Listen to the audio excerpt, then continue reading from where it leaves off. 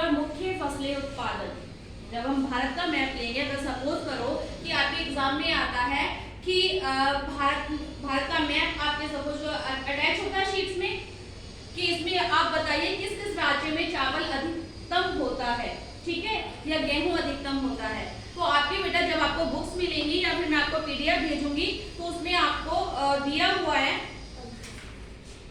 जैसे चावल का उत्पादन, ये जो ग्रीन दिए हुए हैं ये मुख्य उत्पादक क्षेत्र है कि कहाँ कहाँ पर चावल अधिक मात्रा में होता है। ठीक वैसे ही आपका गेहूं का दिया होगा गेहूं उत्पादन क्षेत्र, ठीक है। अगर आप इनको एक बार भी देख लोगे तो भी पता चल जाएगी कहाँ कौन से राज्य में कितने चावल होते हैं या फिर कितना गेहूं का उत्पादन होता है। नेक्स्ट बेटा, भारतीय कृषि में किसानों के सामने चुनौतियां।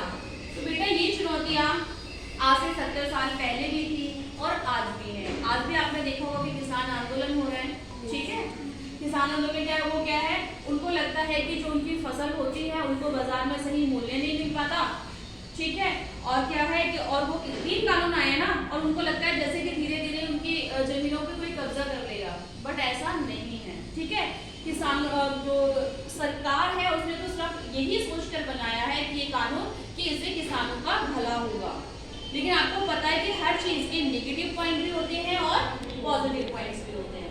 कुछ किसानों को लगता है कि इसमें हमारा नुकसान है और किसी को लगता है कि इसमें हमारा फायदा है। तो जिनको नुकसान है वो धरने पे बैठे हुए हैं, उनको लगता है कि हमारा नुकसान होगा, और जिनको लगता है कि हमारे लिए फायदे की बात है तो वो अपने घर में है और आप जाकर अपनी खेती कर रहे हैं, ठीक है। तो मेन है यहाँ पर भारतीयों के सामने अब कौन कौन सी चुनौतियां आती है, कोई बताएगा मुझे कौन कौन सी चुनौतियां आ सकती है, सामने कौन कौन सी परेशानियां आ सकती है,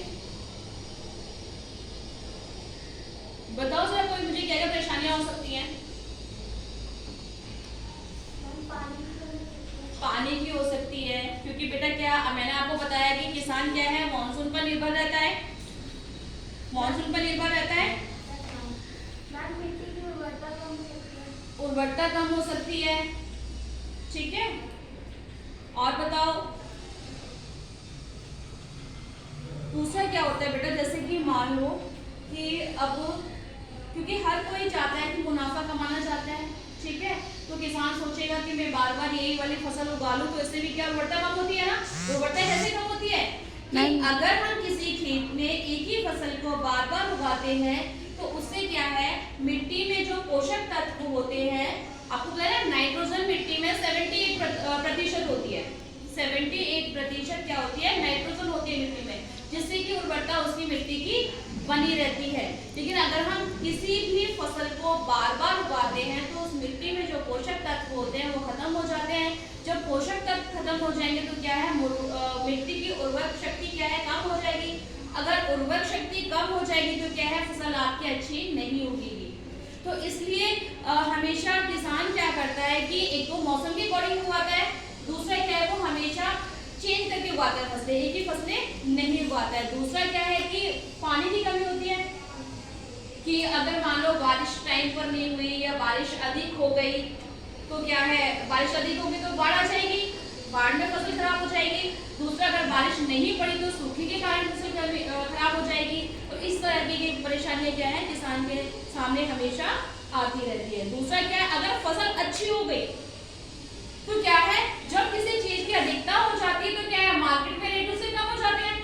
अगर मान लो जैसे टमाटर है, किसान क्या है, एक तो चीज होती है हम उसको स्टोर करके रख सकते हैं, लेकिन कुछ चीजें ऐसी होती हैं कि उसको स्टोर करके हम रख ही नहीं सकते ज्यादा टाइम तक। जैसे अब टमाटर है, टमाटर का क्या है, अब सभी खेत में अच्छे हो गए तो उसका क्या है, मार्केट प्राइस गिर जाएगा, कम हो जाएगा। तो लेकिन किसान ने तो अपनी पूरी मेहनत भी लगाई है, पूरा पैसा भी लगाया, लेकिन उसके बावजूद भी क्या है, उसको टमाटर के अच्छे दाम नहीं मिलेंगे। अगर वही बारिश में अगर वो टमाटर आते हैं तो उसका रेट कम से कम 70-80 से लेके 100 रुपए तक बिकता है टमाटर, क्योंकि बेटा क्या है, बारिश के कारण क्या है, जो उसका फूल होता है वो झड़ जाता है, झड़ने के कारण होता है कि टमाटर फिर नहीं उगता, जो उगते हैं तो वो बहुत ज्यादा कॉस्टली होते हैं। तो इससे नुकसान किसको हो गया, किसान का, क्योंकि किसान पूरी मेहनत करता है लेकिन उसको उसके मुताबिक क्या है, उसको रेट